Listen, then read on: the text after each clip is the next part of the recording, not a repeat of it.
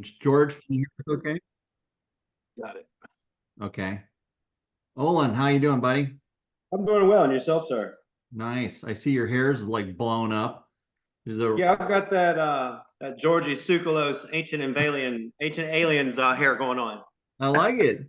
Got that Brian Do Grazer flock look. of seagulls or something from the Yeah, 80s. my wife and my daughter they love picking on me about it. All right. Let me see if I can change the screen real quick, and then George will let you get ready to rock and roll here. And then I'm going to share the screen also with you, George. Okay. All right, so here's We'll that. see how this works. I'm sure it'll be fine. Absolutely. Hold on one second. Let me.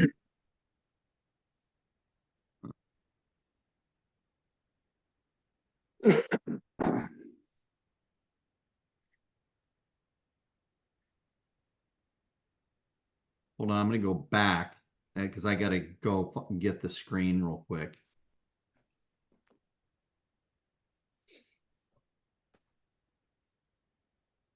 Okay. Now. Okay.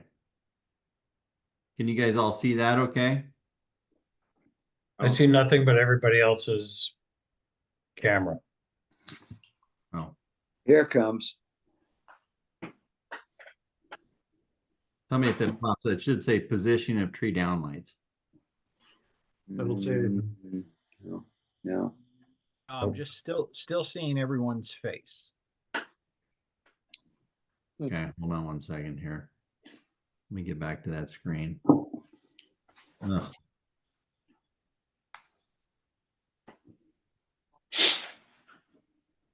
Was it shutting it down or something?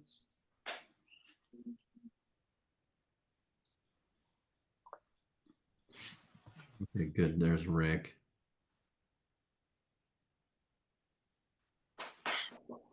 Yeah, I'm in.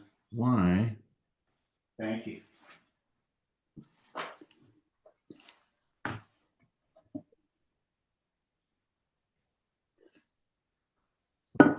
Talk or ask questions, go ahead in the meantime while I'm trying to figure this out. Sorry. Okay. Video. Well, let me start with something. Okay. I brought a couple shields with me. Ooh. Oh, good. I hate for anybody to call them shrouds because it just sounds, I don't know, I just hate the term. It just sounds too negative. This is an uplight shield. I really doesn't matter what fixture it's on. This is from a Tech Light fixture. I use these a lot. We have to use copper here in Florida. The idea is you'd set this up so that there's about a 1-inch drop, and you set this up so that it would be flat across the top, so you really don't see into the fixture. If you see into this, you see the back side of the shield, it'll be white at night. So this you can actually turn, and it's a two-piece. It's adjustable rather than Yeah. and you can actually skew it. You can actually bring this up, or you can tap one side down. We use a screwdriver and just tap it just a little bit, and you can actually get a perfect look from the main view. If you're setting it up where it's got to work all the way around, the idea is to set your uplight so that it's I'm tilting it here, but the idea is so that it's level across the top. It's if you put a level on it, everything went away. Sorry. Now I figured it out, but it should pop up the screen, but I can go back to sharing it with you. Give me 1 second. Okay. But the idea would be that it would be level across this way and this way. And that's where you'd start. And what that does, it backs the light up off the tree. You also need a fixture that you can do that with. You can put a permapost or a post in the ground and move it too.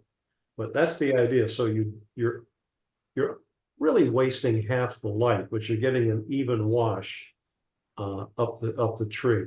You're not aiming it like a typical electrician or a novice lighting person would do. I want to light the tree. We'll just aim the light at the center of the tree. And that's not what we're trying to do. That'll give you a hot spot right there. This eliminates it and makes it very even looking. And the nice thing about this shield too, you can actually turn it upside down if you do need a flat cutoff from all angles. You can rotate it, so it gives you a lot of flexibility. So that's that.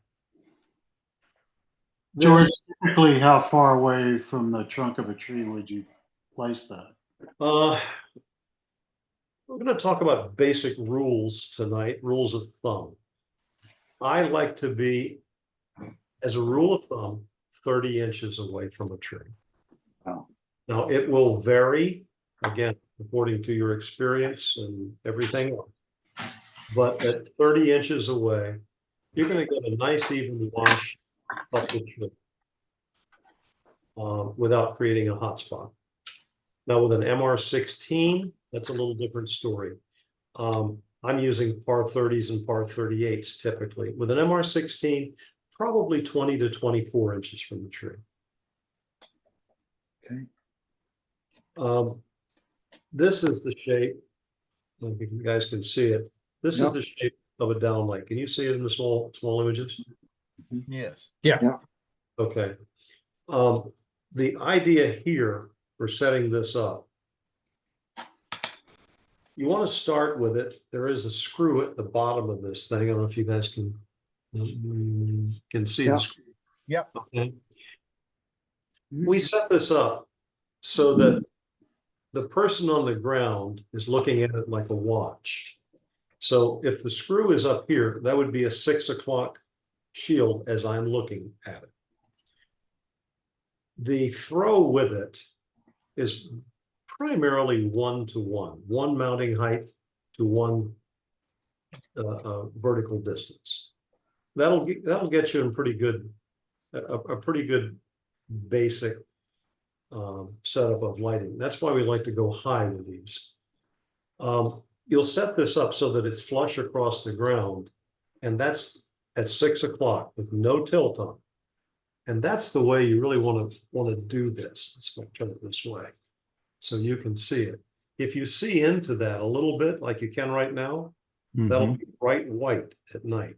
If you drop it down just a little bit, you won't see anything. It'll totally disappear.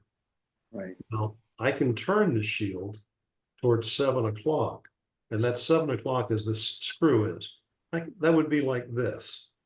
Now, I'm opening the shield up.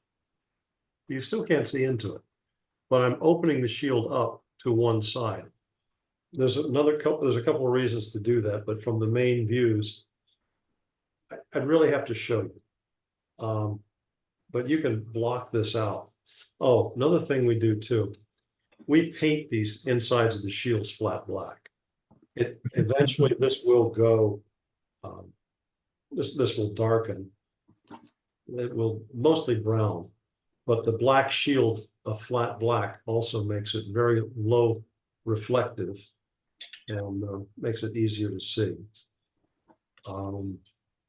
But this is the basic idea of downlight. Any questions on that? And that could be applied to any type or size of fixtures. The concept is what you're talking about. Concept. Yes. If you can even make these shields using your any low voltage fixture. You'll see a lot of the smaller fixtures, very few of them work this way. You'll see them like this, and you'll see people putting these up next to walls. Well, yeah, you can do that for a wall washer and hide the light source from, 270 degrees. That's fine. But generally, it's a wall wash application in a fixed fixture. When typically you'd want to use a smaller shield, something like this, and use this as an uplight. You get much better distribution. Can you raise that up just a little bit, George? Sorry. Sure. There you go.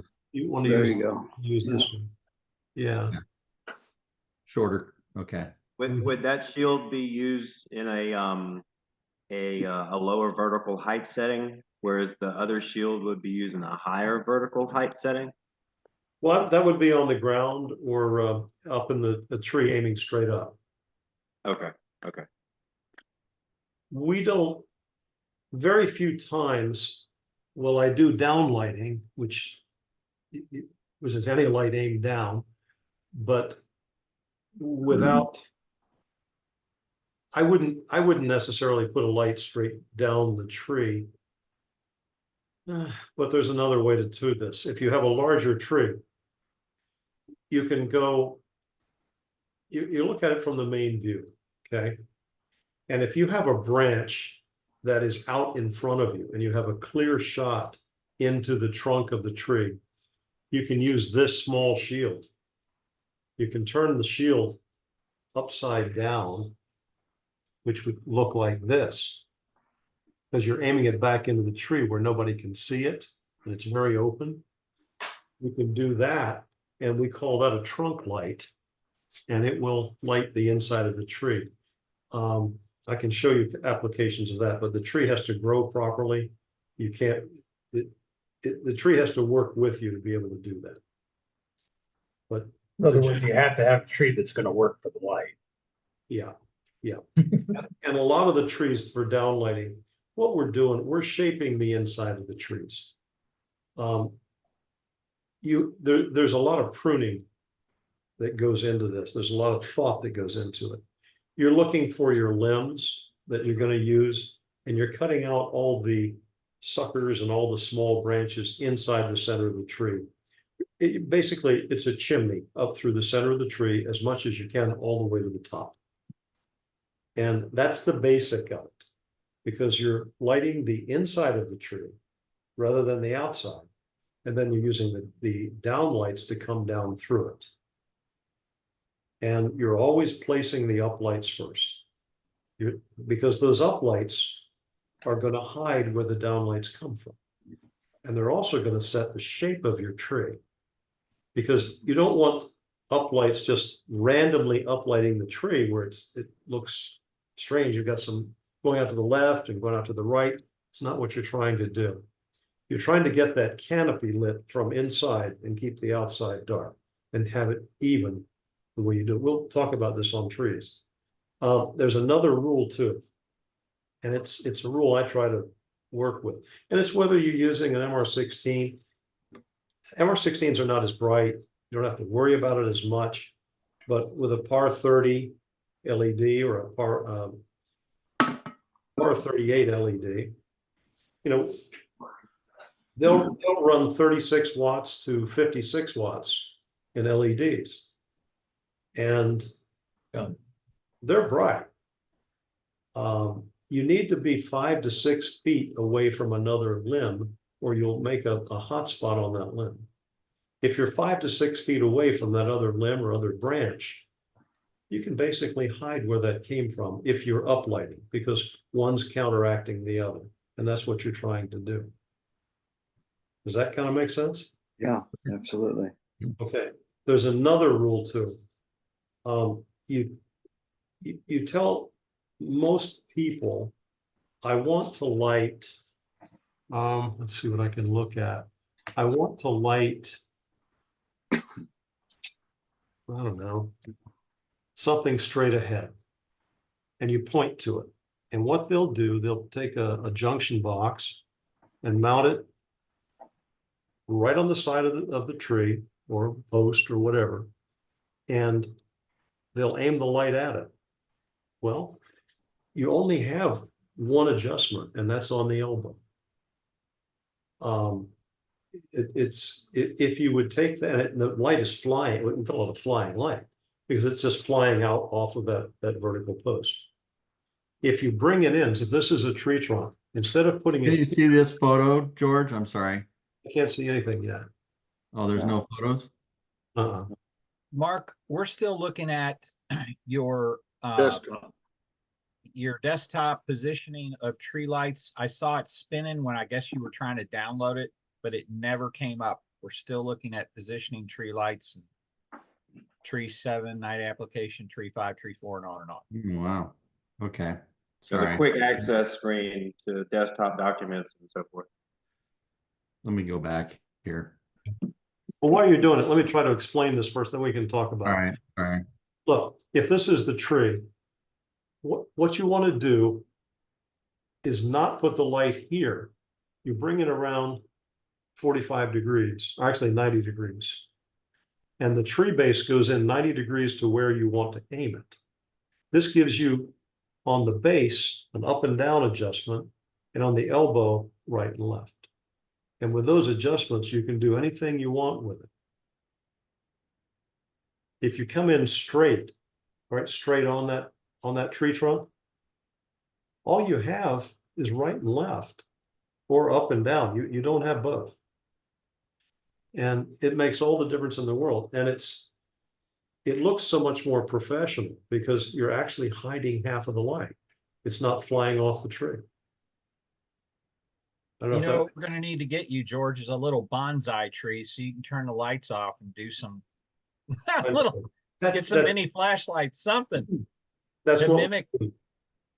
So Mhm. what I think you're saying, George, and correct me if I'm wrong, is Mhm. if you're looking at the tree from the main viewing angle, 6 o'clock on the tree would be at the bottom of the tree, your side of the tree. You're saying put the light at 8 o'clock and 4 o'clock, not at 6 o'clock. Is that correct? Or 3 and 9. No, I think we're talking about shields. The No, I shield, was talking about the placement of the tree, placement Okay. of the fixture in relationship to the tree. okay. If, I don't know if this will work too, because I'm looking at it on a real small screen. If Okay. this were the tree, I can Right. point, I would, if I was going to aim it at the screen, which would be straight ahead, I would put the light there. I don't know if you can see it, Yeah. right there on the side, Okay, not on the front. right. Fixture would be there, and it would actually, they would come out on the elbow this far. I just lost Right. everybody. Your up and down adjustment is on the tree base, and your right and left would be on the elbow. And then it gives you even more adjustment with the shield. So you've got 3 adjustments to work with, and that way you'll be adjusting the shield down a little bit sideways, but basically right now, I want you all to think to do this. If it's level across here this way and level across this way, you're going to be in pretty good shape. That's the basics of it. And you won't have, nobody will see the light source. You may see a little bit of reflection from the shield, but we can work with that. You got any trees I can look at yet? Yeah. Well, is it not up yet? No. No, No. we're looking at your Yeah, access to it your should be desktop. up, and then for some reason I'm not getting, it's not transferred. I apologize. Let me, Time for Patty. yeah, If you wanna, is it something that you received in an email? Can you just forward it to me and I can see if I can pull it up and you want me to Okay. try that? sure. I just don't know if it's gonna share or not. I don't know why it's, give me 1 second. Sure. Yeah. Go ahead, George, man. You're doing good. Okay. Well, the basics of it are try to keep 6 feet away. And I really wanted to show you some trees and how I would think about trying this. The idea is to keep the lights up off the ground, away from landscape people and lawnmowers and everything else. And if you have trees to work with, you can do some really good work. The downlights, height is everything. And so that you don't have glare, you're looking at, like I say, 1 to 1. So if you're 30 feet in the air or 35 feet in the air, that's about as far as the throw that you're going to get. But you won't see anything from the main views. And it's a wonderful way to do it. pruning the trees, getting them open, leaving the outside, letting the light come through the trees. And it's how you place those uplights really determines what you can do with that tree. Because those uplights are where you're going to focus that, where you're going to, it's not really focused, but you want the lighting to go up through the tree so that when you light down from it, one cancels out the other and you don't see where the downlight's coming from. We don't see the hotspot. Yeah. That's the big trick. It's easy to start with doing 2 downlights, okay? And have them coming at 45-degree angles from each other so that the tree is evenly lit visually from where you see it. You can do 1 downlight or you can do 2. To go back and do 3, to tripod it, to go on the backside, that's another story. And that's really something that's hard to do because you're trying to hide the back sides of the shields so you don't see. Yeah. Can everybody see anything now? Yeah, we do. Yes. Yeah. Thank you, Chris. All right, I'm in buddy. control now, baby. All You right. do Better it. treat me right, Chris? or I am not changing the screen. All right, well, let's go to Change, number. go to number 2 now. Yeah. So George, can I ask you a question? So do you never do downlighting alone in a tree? I never say never. No, but with no uplights. no, because you see it. It doesn't. Okay. You know, you would see the shape of it coming through the leaves. Yeah. Yeah, yeah. You know, on a very rare occasion would I do that. Okay. Okay, I wanted to show you this. I won't spend much time on it. This was a very expensive job in Palm Beach. You know, this guy came in, sold this. You know, there's a big shopping center, sold him a lot of lights, and this is how we did it. And first of all, well, you see there's 3 lights. There's an MR11, there's an MR16. God knows what this other one is over here in the foreground. Probably who knows? But they're aiming the lights at the trees. Biggest no-no in the world. You're looking at the back of the, say, look at the one, oh God, there's another one even up close, another MR11. Oh, yeah, there is. 1, 2, 3, 4. They sold Wow. them a bunch of lights and they just told them how wonderful they were. And there's even parking lot lighting there that you can't even really see what happens. But the only way you can see anything is with the little hot spots on the trees. Now, to do this right, you could have come in about 30 inches off of that tree and done 2 uplights. 2 would have done it beautifully. It's a commercial application. You want to probably use a 56 watt. Well, it's an array. It's like a par 38 large bullet, but it's an array. And you could do 2 and it would do a beautiful job. That's a beautiful palm tree right there. You'd catch all of that. But the shield, look what the guy's done. They've aimed them at the tree. You're going to see the insides of the fixtures. And if they'd have only thought about it, like what we were just talking about, is turning these shields, first of all, shortening them, but turning them so from the main views, you don't even see where they come. You don't even see where they come in. You can actually totally hide them. And it's going straight up the tree or actually tilted back. So there's no hotspots. Need to show you this. I know I'm talking about it, but maybe you'll get the concept. Go to the next one. Just go to the next slide, please. Okay, here's another brilliant lighting designer. And this is the same project. I mean, what an idiot. Now you're lighting the 3 feet of the bottom of this. By the way, that's a canary date palm. Tree was probably $10,000. Easily. Yeah. So look what they've done. I walk by this stuff and I'm just like, well, gee, if I just aimed all 3 of them up straight, it would be beautiful. They're not even getting the fronds. They haven't got a clue. And driving by, you'll see right in those fixtures. You bring those back, you could make those work very easily because they're really cut off to be uplights.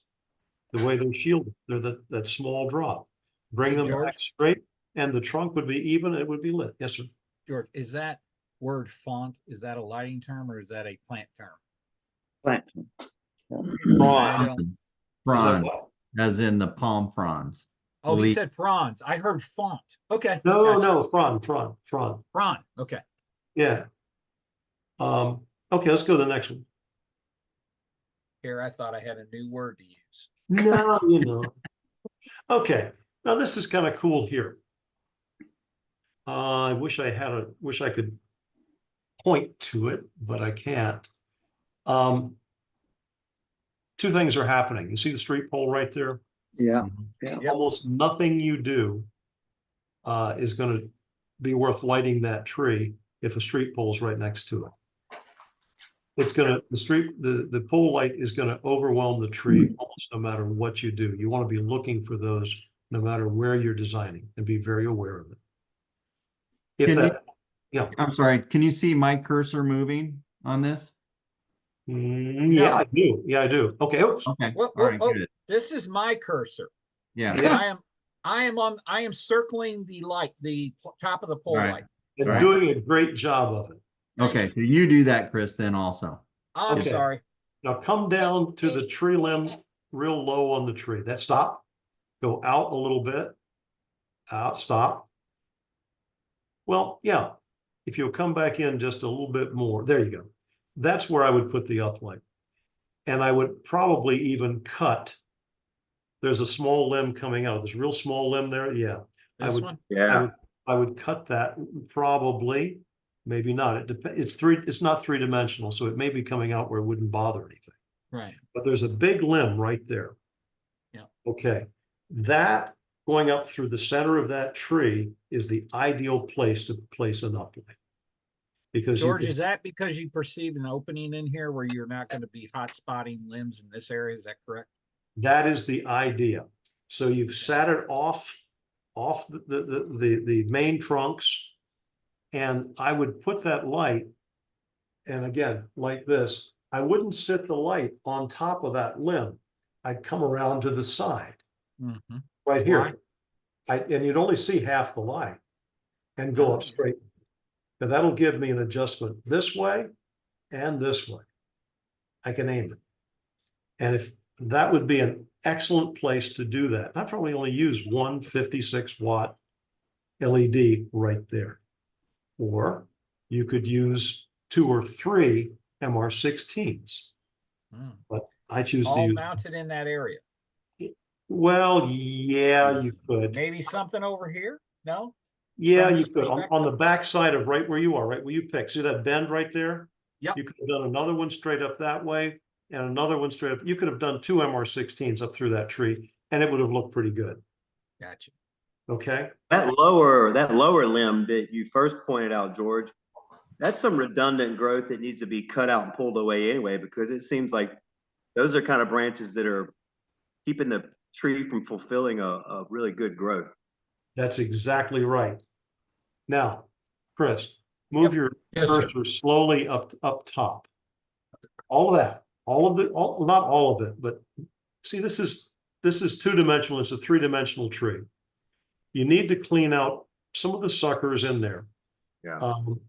And you can do that, not even really that high, because once you get up there, it clears out anyway. Some of that, and you have to stand there and look at it and be judicious in doing it. But that's the idea, and you've created that chip. Okay. George, on that tree there, so I noticed you're starting your lights about 10 feet off the ground, 8 to 10 feet. So Yeah. do we necessarily care about trying to make that tree anchored to the ground, or is that what the downlight would do? That's what the downlight will do. Okay. And now, there's a great place to put an uplight, or put a downlight. Where do I go? Keep going, keep going up, keep going up, Here we keep go. going Get up, up there. keep going up, keep going up. You see a clear area. Right there. Yes. Well, go up a little bit higher and to the right. Yeah. See where it comes out to the right? Yep. Right there is where I would put my downlight. Now, come down below it, and I've been out looking at that tree right there. That's the limb I would cut. Mhm. Because the downlight was going to light that. I'd cut that limb off. And So you're pruning open in front of the light 5 or 6 feet. if I can, yes, without hurting the tree. Right. And that's an ideal spot for that downlight. So with that one downlight and that one uplight, you'd have some beautiful shadows. The shape of the tree would be perfect. Now on the back side of where that arrow is right now, there's another limb that goes, it looks like a Y. It goes up to the left. Yeah, that one. On the back side of that one would be my downlight coming down almost to the aimed to that stop sign and out into the road. So those Wow. two lights in like a V formation Mhm. would make up the shape of that tree, give you some beautiful shadows. You'd have the uplight coming through it, and it would be fabulous. That would be a fabulous tree to light. George, I also noticed in some of your lighting that you've done on moon lighting and so forth, it seems like you like nice, strong structures to be the shadowing you create on the ground, as opposed to a lot of leaf foliage. Do you delineate one from the other, or? No, the tree grows the way it grows. I'm just looking at limbs. I'm not being that specific. I'm looking at how the light will come through the trees, and I'm maybe doing some adjusting at night, but basically I see it, and I'm not that specific. So you're okay with catching some leaf foliage onto the ground? Oh, absolutely, yeah, Okay. yeah. Whatever falls, falls. It's just a very natural look. But I know with that tree, with those 3 lights, I can make the tree look like a tree. The downlights are going to wash down. The trunk is going to be evenly lit. And you're going to have some nice shadows on the ground. And I know if I can use that tree in a design, I know what I have to work with. Nice. Hey, And I'm George, Yes, sir. another quick comment that I'd like to throw in there, because I liked how you were talking about offsetting the fixture, not directly on top of the branch. Because out our way, I'm sure others have this similar problems. We have a lot of rodents like rats and squirrels. Yep. And they love to run up and down the trees. And I found with cable especially, but fixtures as well, if they're right in the path of where they're running, they're going to start gnawing on everything and tearing everything apart. So, Hmm. I found if you offset it, even if it's on a, like a 45-degree off of that, it Mhm. at least allows them place to still run up and down the tree, because you can't prevent that. And that seems to help on the damages. Do you I- guys use any like Carflex or a flexible conduit? You can, yeah, that is an option. One of the things I've made custom screening, like you take metal screen material, Yep. like they use for, well, you can get it at different fabrication, like even at Home Depot, you can find little screen rolls. And I've customized like almost like a shroud or whatever that fits around the fixture. And I'll extend that back, and I've wrapped that around the back end of the fixture. It looks a little ugly, but you spray paint it, same thing. And then what happens is it keeps the rodent, like the squirrels especially, for some reason they love to eat the wire leads coming out of the back of the fixture, Oh, and they'll God. knock right off at the watertight connection there. That's So unbelievable. now I put that on, and that has helped too to prevent them from doing that. And they won't eat through the screen material. That's pretty ingenious. Yeah, absolutely. So I was told that the reason that they chew on the cable is because it's made with a corn product. The Oh, insulation is made with a corn product. Hmm. Huh. And that's why they chew on insulation, chew on wire. Hmm. They get to the insulation. Wiring is another thing we ought to talk about real quick, and I'm sure you guys have thought about it. If this was the main view, the wire would come up the back side. You'd always hide the wiring from the main view. And what we always do, whether it's 12 volt or 600 volt, we're protecting from physical damage up 8 feet, which is actually National Electrical Code, doesn't apply to low voltage. But we'll use, I use Carflex, which is a conduit up the backside of the tree, and we'll paint that out. We'll paint it out. We generally use flat black. Flat black tends to go away no matter where you use it. It just blends in for some reason. But see, we would run that up. I would actually run it right up to the downlight or up to the uplight, which, oh, by the way, where's the uplight in this tree? Where would you put it? That's hard to tell because it's you know, it's 3-dimensional. Right. 12 to 14 feet up on that first branch, shooting backwards. This one? Probably so. I would probably look at the Right back. where the elbow is. Well, look, go to the back one. There's right that one. Yeah. Yeah. See, that's All right. if you're that's too far out on the tree. Come back into the tree. Yeah, it's too close. Right back, right where it crosses. Actually, I would be there, and where it crosses, you're going to block out the light anyways. You're driving out. You'd never see the fixture, and you put the fixture on probably on the back side. But you got to stand under the tree and figure out where the most open is. If you have to see a little bit of the fixture halfway, fine. It would be nice to hide it on the backside, but you want to go up through the center of that tree. So you would put it on, mount the tree base on the backside of that branch. If I could, yeah. I would Ideally. Ideally, but you're going to be standing under it because it's a 2-dimensional image here. If I was standing under that tree, you'd know best, and this is from experience, whether you'd be on the back side of the limb you're pointing to, or the back, or the side of the other one that's in the back of the tree. I'm liking the one in the back, and I like the one in the back too because it goes up through the tree rather than on the front side. I don't like to be on the front side because that creates that hot spot I keep telling you. Mm-hmm. Right. Back there, it's very soft and it'll go right up through the tree. Now there's a lot of suckers, there's a lot of stuff, there's a lot of debris up there that needs to be cleaned up. And you just go up there with a pole saw and clean that up. Downlighting there, very difficult. The tree is small. You're looking at, I'm doing people heights. 1, 2, 3, 18 to 20 feet. You probably would, an MR16 there would probably do a pretty decent job. Mm-hmm. I would probably be doing something like a 17 watt, maybe even 11 watt, par 30. So I would be looking for something like that. George, Yeah. is that low voltage or line voltage? Par 30s you're talking, 17 watt. I would probably high voltage, but I'm sure there are available fixtures in that wattage that you can start looking for. You'll need brighter because you're up that high. Because you're going to come through a bunch of leaves, and at night, a 6 or 7 watt MR16 is just not going to punch it.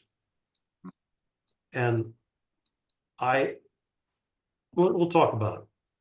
But from up there, okay, Chris, go up, Yep. Follow that limb up, follow it up, follow it up, follow it up, up, go up, go up. No, that's too far. See where, come down, down, right about there. See where there's a branch going out. It looks like a little Y. I would probably cut that little Y off, and right there would be my downlight, probably. That would be number 1. Number 2, I would probably be over, where you're going on that other, right there. And I'd probably keep them about the same height. And right in there on the backside of that limb to come down the other way. Go this way. So you're going to keep them pretty close together and about the same height. You don't want one 3 or 4 feet higher than the other because you have to plan it.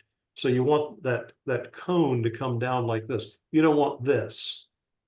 You want the shape of the tree, and it's all about the shape of the tree. 60-degree beam spread from that height? Yeah. 45 to 60, And George, on your uplight to wash those out, would you shoot it right at the apex of that cone you're creating? With Yeah, those right. I would go straight up the back. You're creating a Straight up. silhouette on the front. You're gonna Mm. it's a chimney all the way through that tree with a silhouette on the front. It'd be gorgeous. Mm-hmm. Let's go to the next one because we're running tight. We got a lot of pictures. Yeah. Hang on. I'm in no hurry personally. That's all right. Okay. From what we've been talking about, where would you put the uplight here? Maybe on the backside. Well, you got a help coming out at you. Take the cursor up to Yeah, that little knot, stop. Go down to that little knot, too high. go out on that branch to the right about there. No, No? no. Okay. Come down, down. Now go left. See this big limb right here? Yeah. Right on that elbow, right on that bend. See that elbow right there, the big elbow. Come down, come down, come down, come down, come down, down, down. Stop. That elbow where it comes up, it's a natural. And you Oh, get on wow. the back side of that, and it's a natural right up through the center of that tree. You'd have to do a little pruning. You'd have, you clean up the backside, but it's not going to hurt the shape of the tree. One uplight there would be incredible. You've opened up the inside of that tree. One uplight meaning one par 38. Yeah, I would probably do, yeah, I probably would. So if you didn't have access to line voltage, and this is low voltage, I could would you use, put one there and then one where I said one would go on No, the I other wouldn't. side of the tree? So the two lights together I want would, to show you something. Mark, I Yes, sent you a cut sheet tonight. I did not, I couldn't load it. It was a PDF and that wasn't able Wouldn't do to it. convert for me. All right. All right, want you I'll get guys it for our next class. I'll make sure I get it converted. Okay. I want you guys to, can you guys write something down? sure. All right. Go to techlightUSA.com. Now there are other manufacturers, but Techlight's one I use. techlightUSA.com.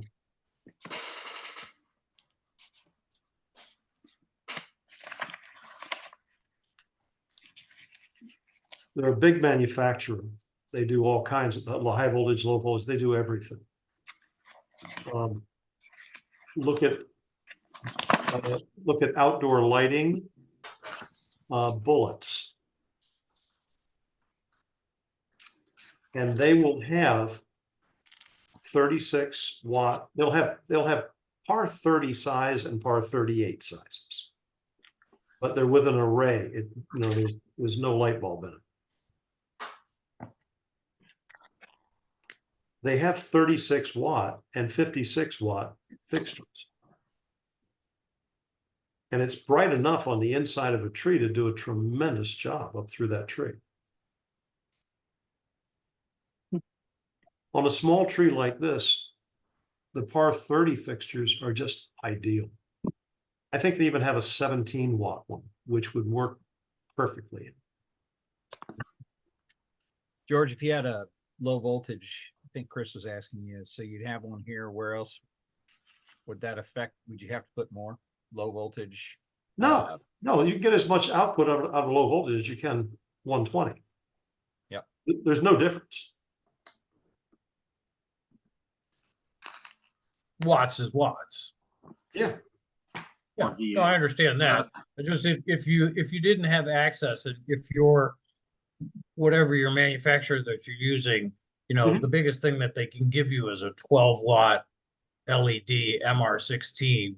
If you put one on that one branch and one on the other branch, but the two of them do essentially the same thing, certainly not as bright as a line voltage fixture, but in terms of the look of the tree. No, it's not going to look the same. Okay. It's not going to, is it going to be bad? No, but it's not going to look the same because you're going to. No, I'm not saying it's going to look the same, just the effect would be essentially the same. Yeah, Just less bright. It could be, or the effect could work. I think what you'd have to do is we'd have to go out in the field and try it and Right. see what the difference is. Right. I don't think you'd have enough punch with it. Right. I don't know what kind of tree. It looks like a maple, but it looks a little That's an hard to oak. tell. It's actually an oak that's just dropped its leaves. It's coming back in. Ah, But okay. You want to Yeah, jump fine. in? Oh, sorry. no, that's all right. It's the downlights and those things. Again, you'd have to use smaller fixtures.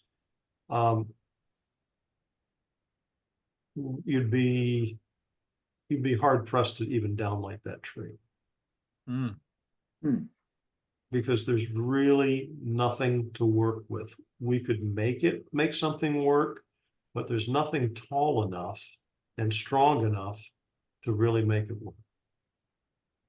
So I might just do an uplight there unless I really needed it. You know, it depends where that tree was, what I was going to do with it. But I might just uplight that. Let's go to the next one. That's a hard tree. Ooh, I like that. Oh, wow, that's easy.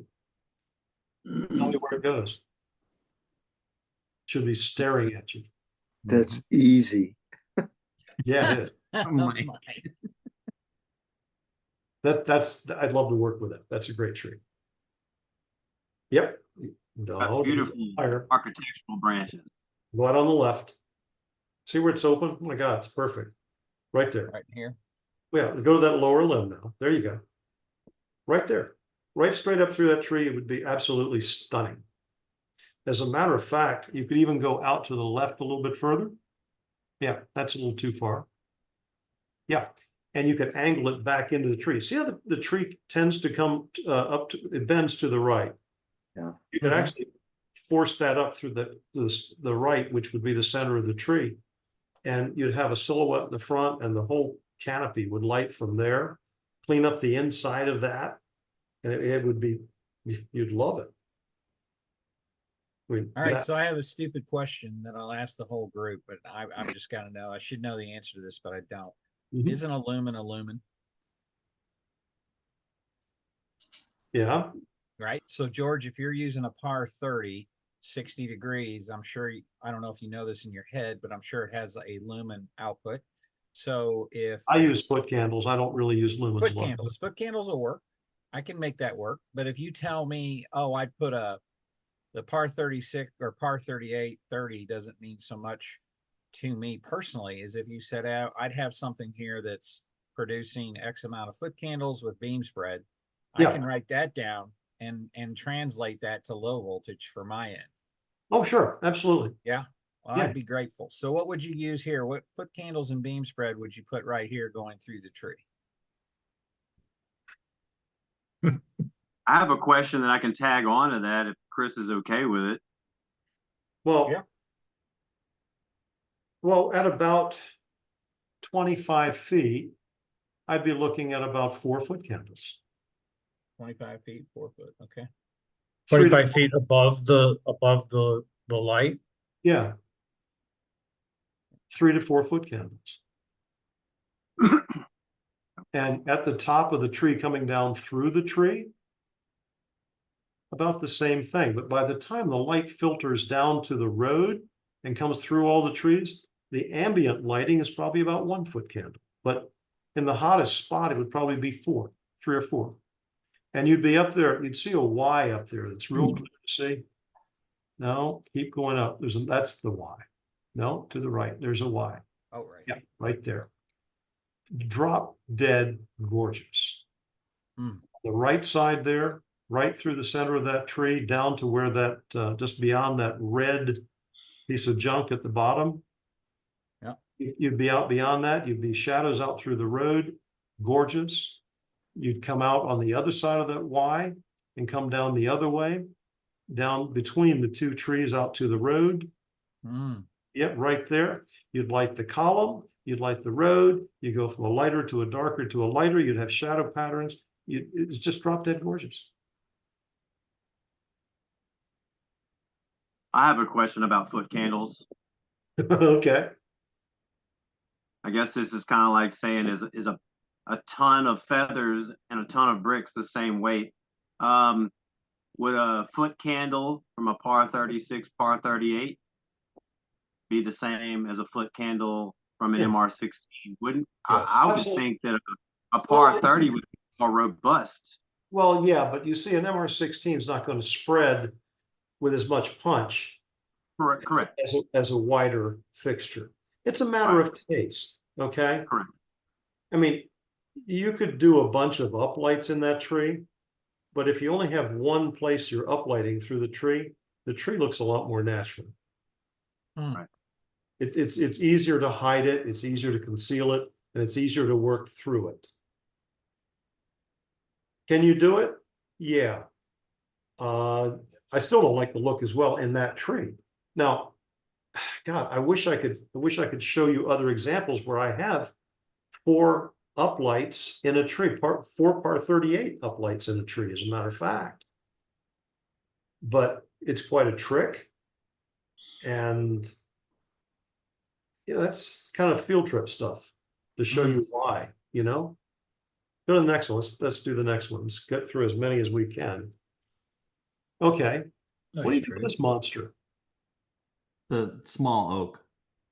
Uh-huh. Nice. Actually, this tree and the last one, a couple of these trees, I just took these photos today up Uh-huh. the street where I live here in my neighborhood. So maybe I can go out and try to see if I can play with some of these trees with my neighbors. Well, right where you've got that cursor, not on that one, but there's one that appears to be in the back. Now, again, this is 3-dimensional. It's a 2-dimensional, 3-dimensional. There's one kind of goes up to the back. That one. This one? Right about there. Right about there. A little bit lower. A bit lower. A bit lower. Right about there. That looks like a great place to go up through the tree. I'd be really looking at that. Because you're getting up through the center of the tree, you're on the back side of it, going right up through the center. And my God, look at that straight limb that goes up through the center of the tree up high. Yeah. Do two downlights way up there. Keep higher, higher, higher, higher, higher, higher, higher, higher, higher, up in there. 2 of those, that's too high. Right about there. And to do 2 downlights back through there would be, you'd stop traffic with it. It would be that good, and it would evenly light the trunk. Would you have, I guess, one coming this way? Yeah. Another one coming this way? Absolutely. Okay. And your mounting heights determine the throw. So, you're up pretty close to 25, 30 feet there. So you'd be 25 to 30 feet out from that tree as a rule of thumb. So the center of it. Yeah. And the shape of the tree is maintained because you've got 2 lights, one on either side of the tree trunk. Right. Coming out down. The lighting shape of that the tree would be shaped beautifully at night. And the uplight in the back, canceling it out. Yeah, I mean, just absolutely gorgeous. George, do you typically, I notice in a lot of these, you're shooting for more of a silhouette from this angle? Is Yes. that your preference? Well, yeah, because when you can do that, yes, because you don't want to see, I want to see the tree lit just like you see it in the daylight. I want you to see it as naturally as possible, but I'm doing it in reverse. You're saying that the sun hit the leaves, I'm hitting the inside of the tree, coming down through it. It's a natural way of doing it in reverse. But I'm keeping the same shape as the tree most of the time. That one I'd probably cut down with a chainsaw. These are an olive grove on here. Chainsaw. Chainsaw. Good firewood. Yeah, but I'll Right. tell you, if you had to light that, I would look at, Another client. no, you see that limb right there, that the lowest one, that one, yeah. Probably somewhere right about where you got it, Chris, on the backside coming up through that with a par 20. And it would be, that would do a nice job with that. And I probably wouldn't do any downlighting with it, but I'd probably look at that. Now, if you're going to light that from the ground, is the main view where we're looking at it from now, from this tree? Mark? This is out from the street and the drives to the far right that goes up to the house. Okay, just pretend Like we're a gonna big light the or- tree. It's an orchard. Okay, so just pretend this is at a man's house or somebody's house. We're gonna light this tree. What would I do with it? And I had to do it from the ground. Well, what I'd probably do, there's a limb, go straight up. There's a limb that the sun's hitting it right there, a small one, go higher. No, that right there. This, to the left, to the left, to the left, to the left. to the left. Oh, here. Yeah, That little I'd probably think about pruning that out. And shaping the tree where it looks like a giant Y. And in between that Y is where I would put my light fixture. Rather than just sticking a light in the grass, okay? If you stick a light in the grass and you light that, first of all, that thing's gonna come up too bright, you're not gonna catch the tops. And the tree spreads, it spreads like a giant Y. So you look at that and you go, okay, I'll go up through the center of that, and that's gonna make that whole tree even, and I'll come off on an angle and go up through it like that, and the tree's gonna look real pretty. I could do that with a well light, I could do with that with a bullet light. And it would be very pretty if you cut that. This one's gonna be a little more, you got sequoia trees here. So Yeah. how do you deal with those? You come off on the sides, probably, you don't have enough to show. Yeah. You'd be way out. I wouldn't, and come back in with that, probably, oh my God, you'd at least do one from each side and wash across it. From the ground. More like surface lighting from the exterior. That's the only way you can do it. Yeah. You could go from the back sides of that and backlight it. And that could be very effective. Mm-hmm. Yeah. And you could create hot spots. You know, I'd probably do 1, 2, 3, 4. I might do 5 50-watt fixtures on the back side of it and go straight, almost straight up with it and silhouette that. That could be very pretty, but for 5 fixtures, that's a lot of money. And the cheapest way to do it is to wash it like a billboard from the front, if you can do it. Because how do you light a Christmas tree? Well, you got to be out a long way from it. That'd be a hard thing to do. Yeah. Oh, that's my house. These are all the night shots now, George. Okay, that's my house. One of the neat things about it, I used like it's called LumiLume. It's a light that goes across that railing, and I put a shield on the back side of a piece of aluminum, on the aluminum support, so you really can't see into it. It's got a 15-degree angle on it, and from the front, you can't see anything, and it's on a dimmer, and it lights the path for the raccoons to ride across at night. But here's the reflection of it in your pool, yes? Yeah, that's the reflection in the pool. Very nice. Now look at the downlights in those trees. See how they're done? If you can enlarge it in any way, you can go up in there and see it. Keep going in there. See, the lights are on. Go up, go up, go up. Where's your cursor? Right in the middle of that. Oh, man, you now messed it you're up. asking me to get all technical. Hang I on. know. I don't know if I can. Okay. Well, Touch your I don't cursor know with how I two. move it up and down. anyway, up there on that one palm tree in the middle. Right here. Here? That one. Okay, there is a light there. See the back side of the light? Here, Yeah, that is a light fixture there. shining this way. Yeah, that's what's lighting all the way out. I'm actually opening it up. It's lighting all the way up. It's lighting all of that grass. Nice. Ah, all this. Yeah, it's doing all that. Then you have one. On the other Yeah, side, do it. There you this go. side. Now look at the inside of the shield. From where I'm standing, go straight up. You'll see the inside of a shield. Yeah, just a Right little there. line of light. Right there. As, Yeah. as I move back from it, you won't see the inside of the fixture. I took it like that so it would show you. That's that turns bright white at night. But you're not seeing the light bulb. You're seeing the No. shield. And it's bright white, even though it's white, but that's the flat black. Right. Yep. Yeah. But there's 3 downlights in that picture. You see that the angles of the 3. Here, going there, Yeah. up in this one, Yeah. Front going right. over here. There's one on the back side of that palm that you're pointing at. The middle one or the one in the foreground here? The far right palm tree. Here. There's one on the back side of that going out. Oh, that's the one lighting out here. Yeah. And the Okay. neighbors across the lake cannot see any of the light sources at all. Nice. Nice. But also notice you have a couple of well lights. I do. Just to light the canopy. Yeah. I did 2 in between each palm. So George, can you go back and tell me again what's on the framework of the aluminum screen? What's on those you were talking about a minute ago? The product is called LumiLume. It's out of Miami. It's a continuous, anything Strip that lighting. any linear light would do it. Okay. And we attached that to the that support, okay, that aluminum. And then over the top of the aluminum, I took a piece of white aluminum and I bent it down 15 degrees. Hmm.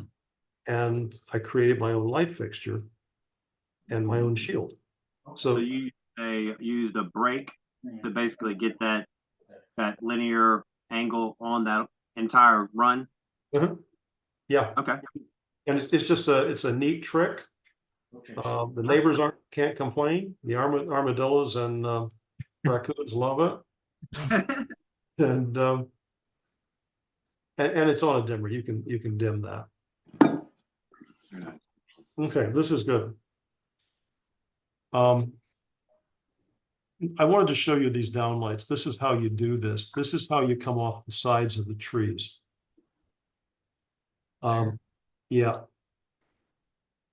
And you're coming down, see the light, see the hot spot right here where it hits? Yeah. Here. It's lighting that. And we're going from a lighted area to a darker area to a lighted area. Now, in reality, it's all lit, but it makes it interesting and it's not that bright and it's not that dark. The photograph did that. I took that with an iPhone. This one and the tall palm tree in the back, those trees are 60 feet in the air. I have to have a tree climber to do this. No, the one's way back by the yacht. Yeah, that one. See it a little bit. Now I cheated there. I opened that up to give me some more light out on the lawn. Here. So, yeah. Yeah, Now that's a 56 watt.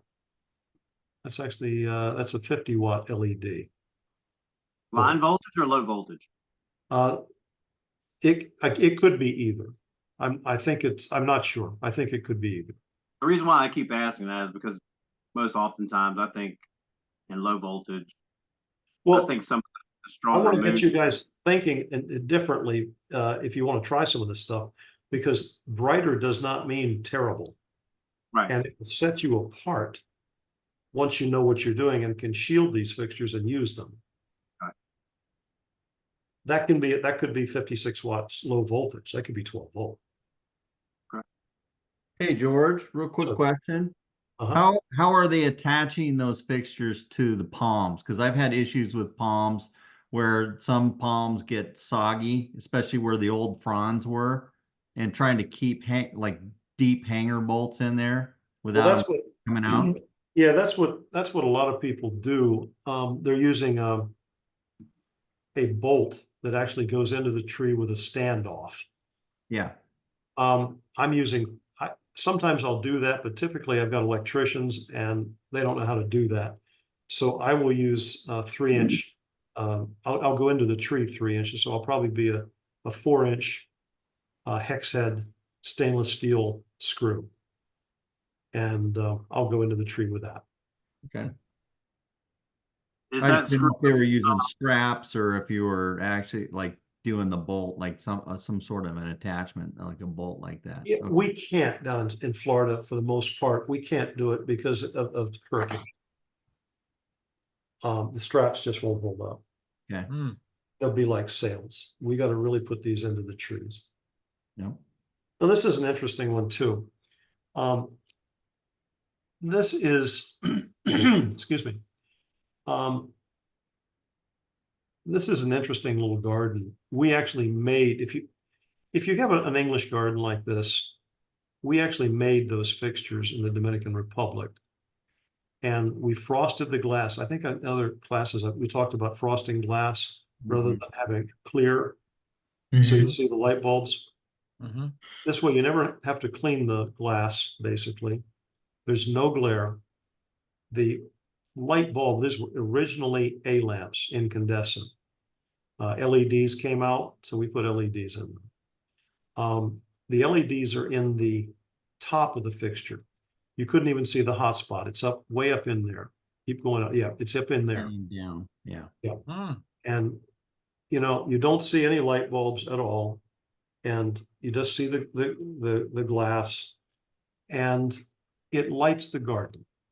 It's an interesting way to do it. Mhm. And again, using the coach lights on, that's a cabana over there. So we're using that. We're using the two on the other side. That's landscape lighting, guys. That counts, and it's quite beautiful. Then we're And then to uplighting the- the trees. To the right and the left, you're up in the tree, shining up into the tree.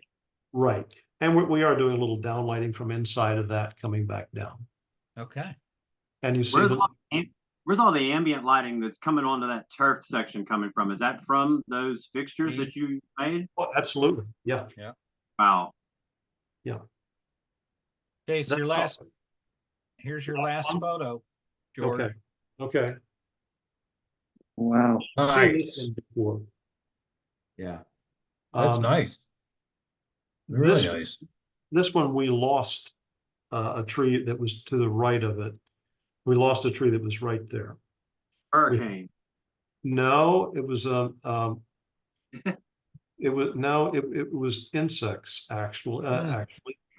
And it's infecting, that tree's infected too with it. And we're gonna lose that tree. Yes. We had to redo everything and make this look good again.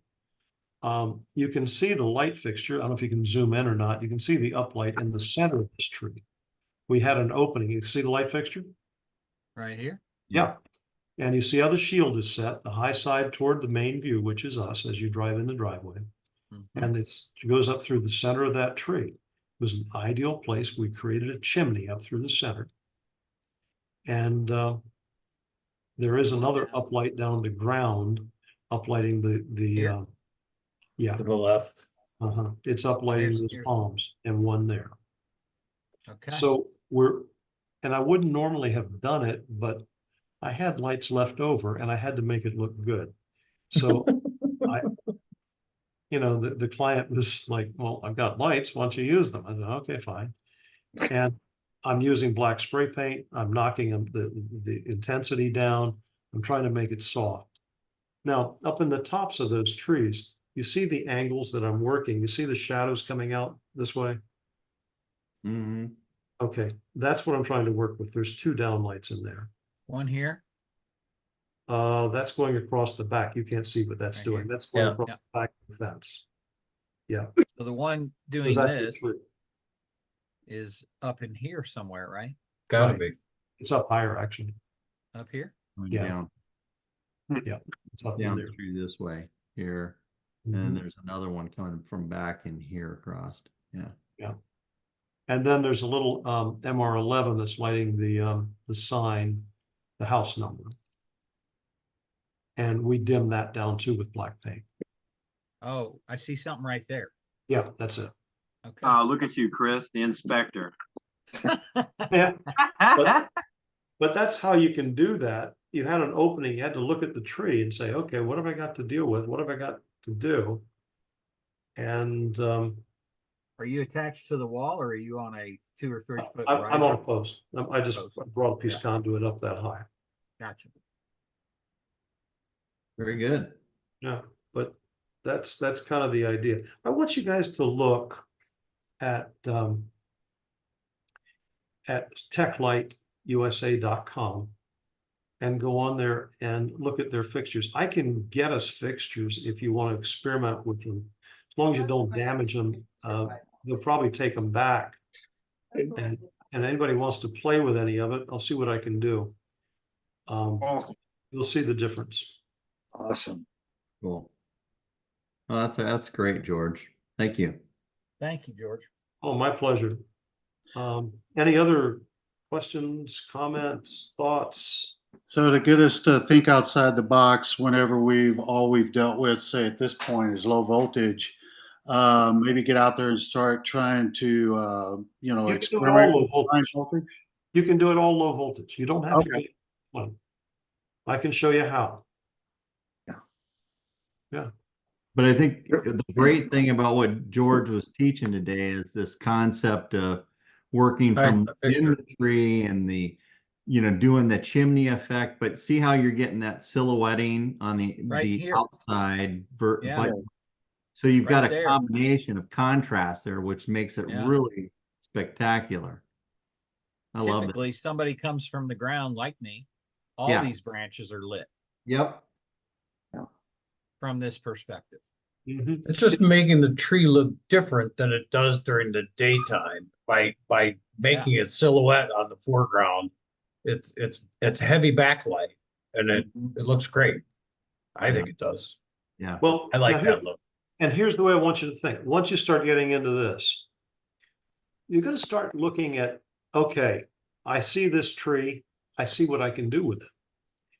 And then you go through the yard and you're not designing lighting for trees, you're designing the lighting for the property.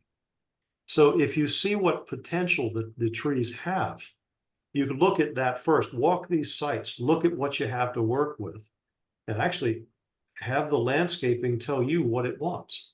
And it will, because you'll know what you've got to work with.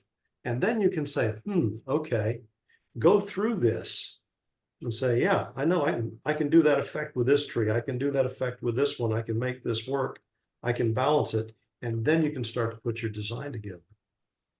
And when I start, the first thing I do, I don't even worry too much about downlighting because I've kind of done this in my head. I've done it a long time. But you guys got to look at it. But I'll start placing up lights. And then I'll start worrying about path lights. And the downlighting will, where specifically I want to do it and how I do it, will be the last thing I do. I'll have in the back of my mind what I want to light and how naturally I want it to look. But the uplighting is the first thing you want to get. You want to shape those trees. You want to find out where you want it. You want to see what it's going to look like in your head. And then you start placing uplights around in the patterns that you want. Where I can, I'll even set up a direction for the downlight shadows. I'll set it up. A lot of times I try to do it from the south or southeast or east, like there's a real moonlight night, and you can do that. And that looks really interesting when you're coming through a long driveway that's tree lined. Absolutely. As you mentioned at the very beginning of the conversation, you said the uplights hide the downlight, correct? Absolutely, absolutely they do. And on the conclusion, you're saying you're going to try and go in the southeast or the east for the sunset. Well, yeah, if that's the downlighting, I'm going to try to set up a direction for shadows like that if I can. Correct. Yeah. Yep. Perfect. Other than just random shadows, because you can tell somebody that's getting into downlighting, the first thing to do is, oh, these shadows look great. I'm going to make more shadows. Well, it does look nice. But when you start getting it together and looking at a direction, then it really comes together. And less is more. That's interesting. Good point. So we need a workshop where I can start showing you this stuff. So as much as possible throughout the property, try to give those angles pretty much the same direction for the most part. Yeah, really, yes. Yeah. And I'll tell you what, work with your landscape architects. Once they start finding out what you can do, ask them how they want to do it. Ask them how they see it. I mean, you can show them photographs like this and say, okay, we can probably do this effect. Do you like it? Do you want it? Whatever. Start, and this is another class, but start asking your clients how they see the property. Do they have sports lighting? Do the kids need a dark an area for their playground? Then you start setting up dinner table, outdoor dining, cooking areas, task lighting outside. There's so many questions to ask them to get them involved, and your architect is going to know more about it probably than anybody. And any of these projects, please, number one rule again in this, don't deal with any project unless you get to meet with the owner. Mhm. Oh, that's a good.